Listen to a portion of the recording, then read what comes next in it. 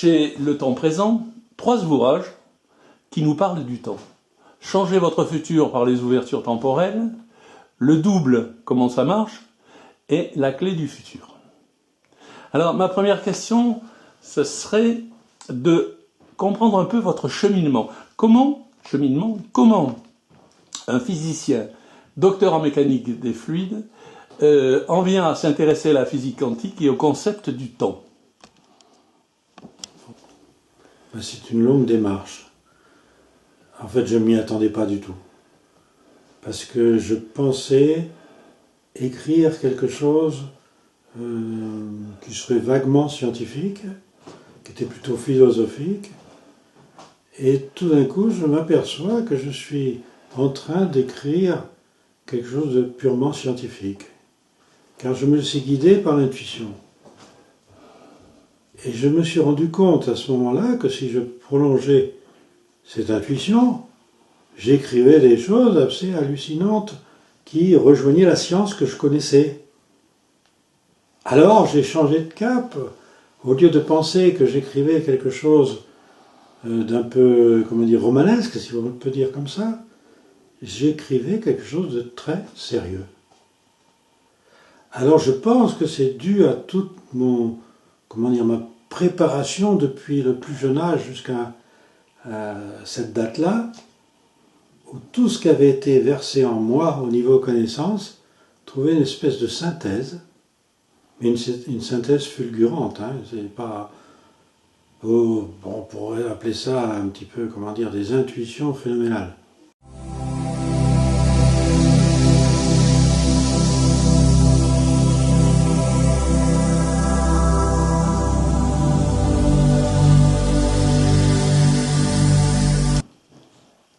Alors, puisqu'on a parlé de science, pour la science classique, habituelle, le temps, c'est quelque chose de continu. Or, vous avez découvert, vous l'avez écrit, vous avez fait des publications scientifiques qui tendraient à prouver que le temps n'est pas continu. Comment, puisque vous parlez d'ouverture temporelle dans ce temps que l'on croit continu, comment détecter ces ouvertures temporelles?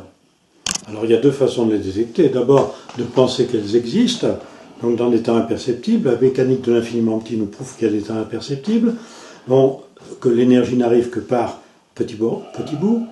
Mais d'un autre côté, il faut savoir une chose, c'est que si j'ai des temps différents, il faut bien que je puisse communiquer entre ces temps différents.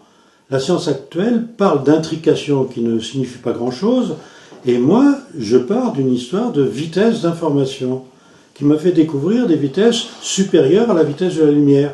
Ça y est, ça commence à être acceptable, même accepté par pas mal de scientifiques, mais ça posait problème quand j'ai découvert ça il y a 20 ans. Est-ce que Suarez l'a démontré ou il ne voulait pas le démontrer?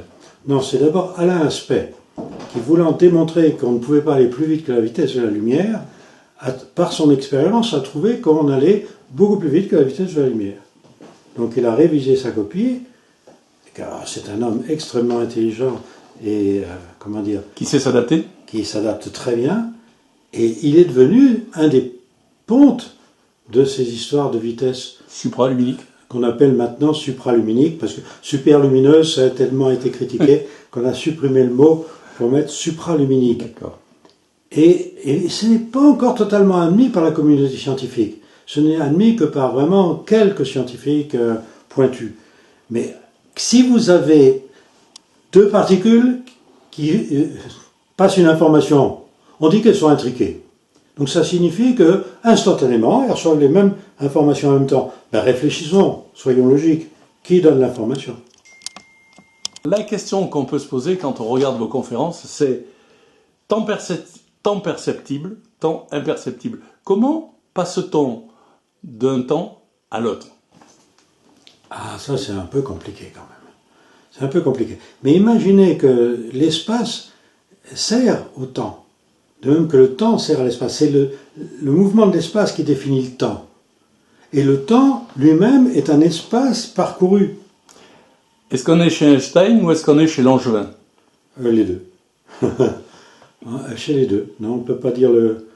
C'est-à-dire que Einstein n'a pas su voir l'application qu'il y avait dans notre vie quotidienne de la relativité du temps. Poincaré l'avait vu. Et Poincaré, pour la petite histoire, c'est quand même curieux, c'était un calculateur phénoménal, digne d'un cirque. Parce qu'il écrivait une opération, et avant d'avoir fini, il avait le résultat. Alors il s'est dit, il y a 2 Poincaré en moi. Il y en a un qui pose l'opération, et l'autre qui a le résultat. Donc il avait déjà défini une différenciation du temps. Einstein a repris ça. Donc transition, d'où la conception du double. Si nous avons un double imperceptible qui posséderait les réponses à nos questions, Poincaré, comment établir une relation avec lui? C'est-à-dire, il faut aller plus loin que ça. Si on est capable d'avoir un double qui répond à nos questions, on peut se dire que nous sommes le double de quelqu'un et que nous répondons à ses questions.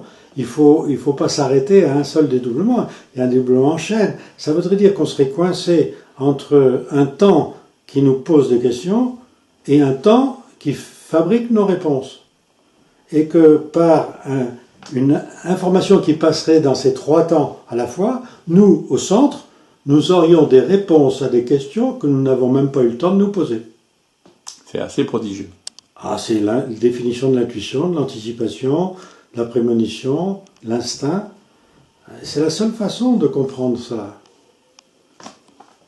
Dans vos ouvrages, vous parlez historiquement de Platon, qui parlait déjà des 3 temps. Et repris dans la Bible, je cite, « celui qui était, celui qui est et celui qui sera ». D'où vient cet enseignement? Oh là, alors là, il vient des Sumériens, j'ai fait du grec, ça m'a permis de fouiller dans l'Antiquité grecque et de retrouver des choses ahurissantes concernant ce dédoublement du temps. Ils connaissaient ça parfaitement. L'alphabet grec lui-même est dans l'accélération du temps, avec les 27 points de passage obligés des particules, qui donnent les 27 lettres. J'ai retrouvé les 3 lettres anciennes à partir de la théorie du doublement, parce que l'alphabet grec actuel n'en a que 24. Alors il me fallait 27. J'ai fouillé, j'ai trouvé les 3 lettres qui me manquaient, qui ne sont plus utilisées. Oula, alors je me suis dit quand même, le grec, il y a quelque chose derrière là, faut aller fouiller tout ça.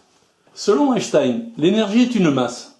Si, selon Garnier-Mallet, la pensée est énergie. Quand on pense, que devient la masse? Et si on perd de la masse, il y a une usure, il y a un vieillissement. Est-ce qu'on est dans une perte ou dans un gain d'énergie dans le temps? Ouais, une très bonne question, parce qu'en effet, il y a même quelqu'un qui m'avait dit, mais vous vous rendez compte, moi je pense, et je n'ai pas un régime amaigrissant du tout, je ne perds pas de masse. Comme vous êtes dans 3 temps qui sont vraiment imbriqués les uns dans les autres, dès lors que vous pensez quelque chose, il y a déjà la réponse est déjà faite avant même que vous ayez fini de vous poser la question. Ce qui fait que, en fait, vous perdez de l'énergie et en même temps vous en récupérez. Et l'équilibre est bien si vous avez toujours les bonnes réponses aux bonnes questions. Le problème, c'est qu'il y a toujours un petit déséquilibre. Et ce petit déséquilibre-là, qui n'est pas sensible dans notre temps à nous, fait que vous avez un vieillissement inconsidéré de toutes vos cellules, qui ne sont pas remises à neuf à chaque instant. Car le principe, c'est l'immortalité. On sait bien qu'on n'est pas immortel.